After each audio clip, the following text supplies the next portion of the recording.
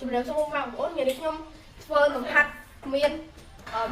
នច្រើនសញ្ញាដោយប្រើវិធី PEMDAS ចឹង please កាត់ថាអង់គ្លេស parenthesis ហើយខ្មែរនឹងនិយាយថារង្វង់កញ្ចក់ e ស្មើនឹង exponents ហើយអានឹងស្មើនឹងស្វ័យគុណ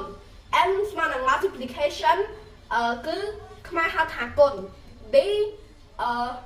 កាត់ថា division ហើយអានឹងបកប្រែថាចែក a ស្មើនឹង addition ស្មើនឹងបូក s ស្មើនឹង subtraction ស្មើនឹង